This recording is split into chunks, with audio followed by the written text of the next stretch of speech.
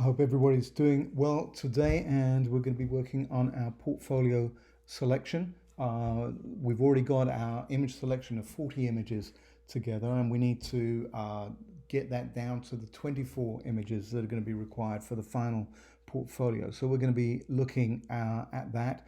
In terms of housekeeping, keeping up with work is going to be important. Anybody who is falling behind is probably going to feel the pinch at this stage.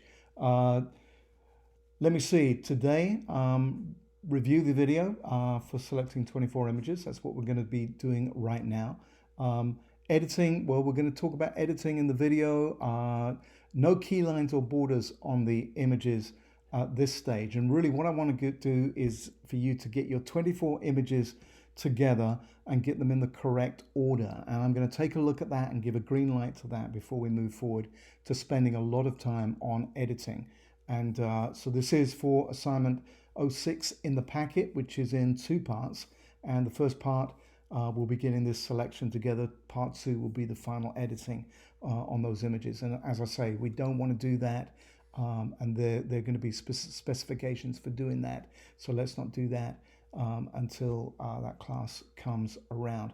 Objective today, make final selection of images for your portfolio. We want to get them in the correct order as well, stacked in your folder correctly.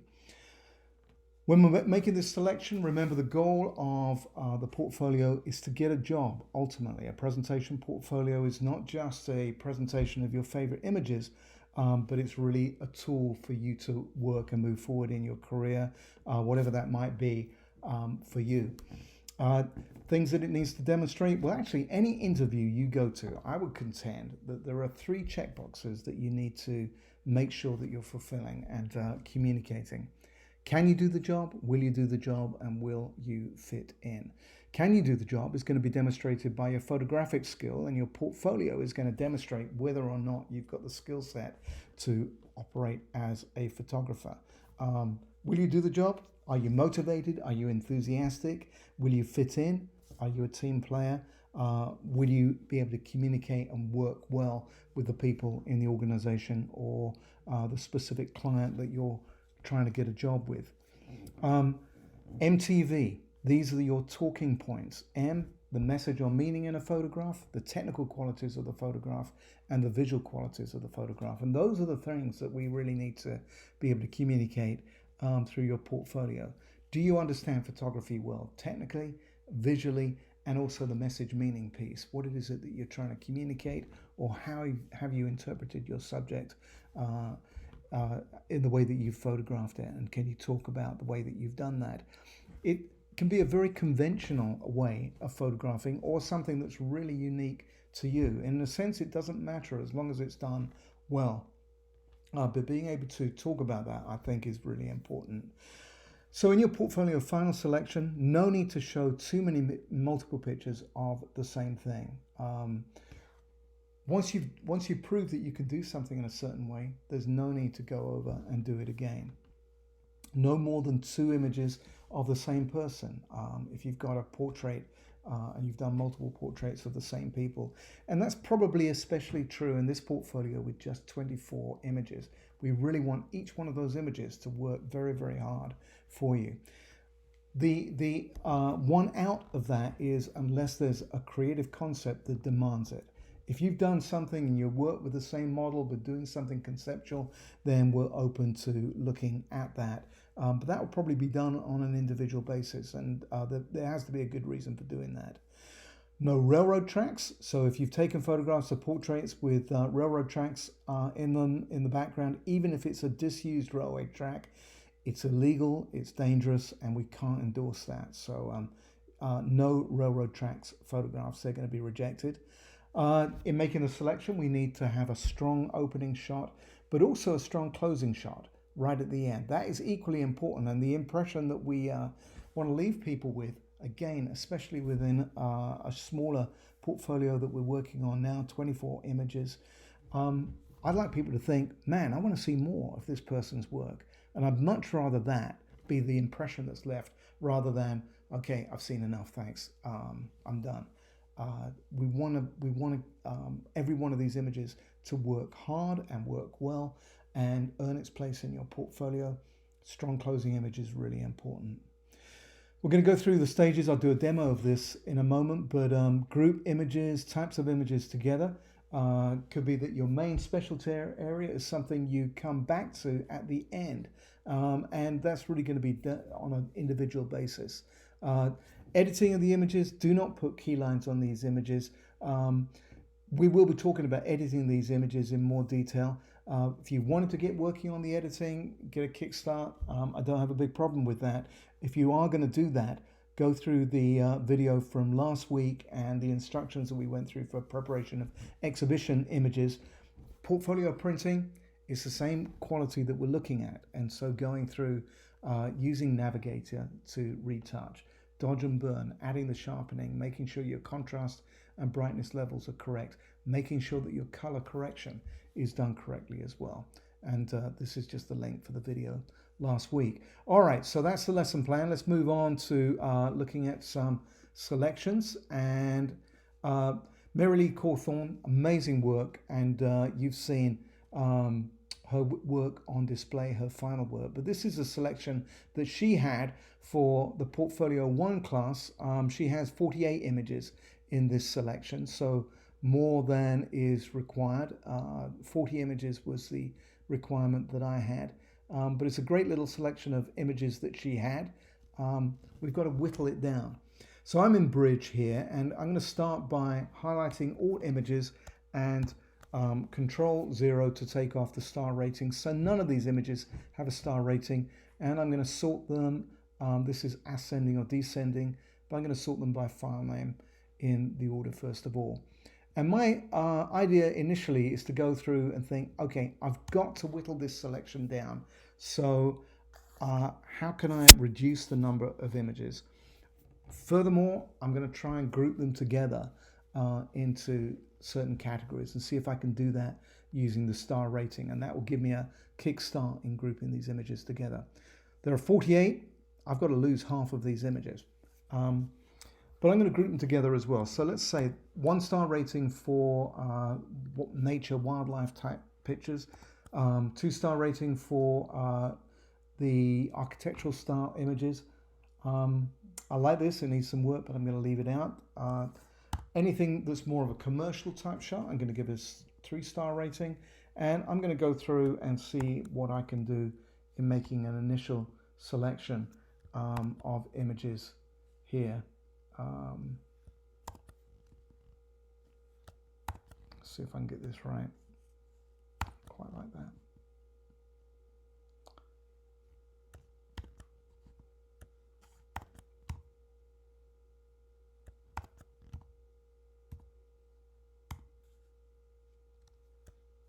I'm giving 5-star rating to portrait work, and there's, as I say, I've got to lose quite a few of these images, so it's going to get tricky. I'm just sliding over ones that I think I probably will not keep. At this stage, it's okay if I've got more than I'm going to need ultimately. Can't remember the exact star rating I was giving that. I think it was 3.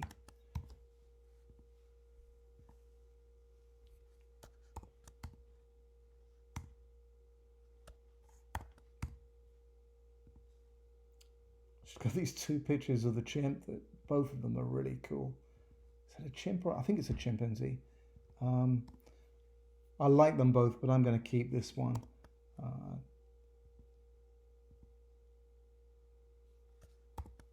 think we've probably got too many portraits in the selection now, but Mary-Lee had some great kind of conceptual images that she was working on.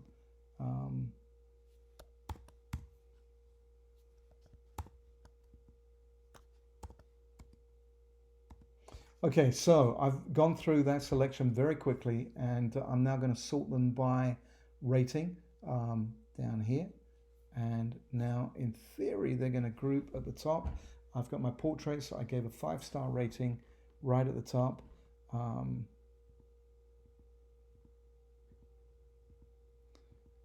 Product shots. And then these kind of, not architecture, but the Vegas shots. Nighttime scene. There's some really great conceptual things. And then the last block of images are nature and wildlife images, and that's down to the bottom. Now, at this stage, I have selected 28 items, so I still need to lose 4 of these. And it may be that you do that at a later stage or the next stage. I'm going to suggest that we copy these pictures across to a new folder. So File, Copy to down here, and choose folder right at the bottom there, right out of sight. I'm going to create a new folder on my desktop. So I've gone to desktop here, new folder at the bottom. Mary Lee Cawthorne, that's a portfolio, portfolio selection.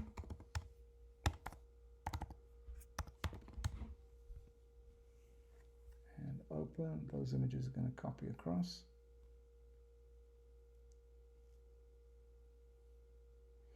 And they should be on the new folder, but let's just look through these images again. There is going to be editing. This shot, for example, I just look at this very quickly. I'd worked on it previously. You can see the other version pop up. You know, a shot like this, I would prefer to see it cropped. And probably, I love the way that she's looking back, but I'm going to give her space there to look back into, maybe not quite as much as that. So, crop, and I want the background to be much lighter, and I think I might adjust the contrast levels on this picture too. So layer, I'm going to duplicate the layer from the drop down menus. You can't see where I'm clicking it, but you will see this little box come up, not that one. Gosh, there we go. Do I want to duplicate that? Yes, I do. I've got 2 layers now. I'm going to go to the background layer and image. I'm going to use curves. And I've got to hurry up here. And what I've done is to lighten that background quite dramatically. Add a layer mask on the top layer. Foreground background color, select a brush, 51%, 51%, and I can clean up the background through here on that image. And you know, really it needs a little bit more of a delicate touch. I'm going to flatten the layer down here. And I would like to see more contrast in this picture as well. So I'd go on curves. Just give it a little bit more punch. So this is the kind of adjustment that I would expect to see. And we'll come onto that again with the other assignment a bit later on. But we will be able to see this is the difference. We started here and that image pretty much prepped. Now, you will need to add sharpening to this, and the dodge and burn type technique. You could use the layer mask. I think it gives you a lot of control, or there's other methods that we could use there.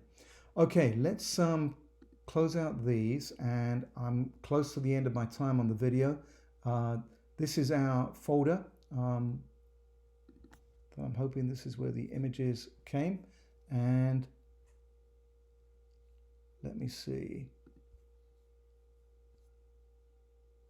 I've got this other folder already in here, but what we can do is start looking at what do we want to be an opening shot, what can be a closing shot, and once you've decided, so say this was going to be our opening shot, we can go 01, last name, first name, and we've renumbered that image 01, and it will stack in a minute in the correct order.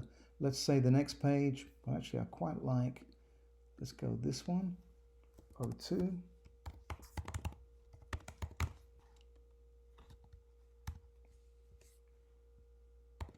I've got 22 seconds left, so I'm going to go really quickly on this. 03, Lauren Jim. And as we change the stacking in the folder, we should be able to see it goes 1, 2, 3. And if we were to look at those images in Bridge, it would be the same thing. Make a contact sheet.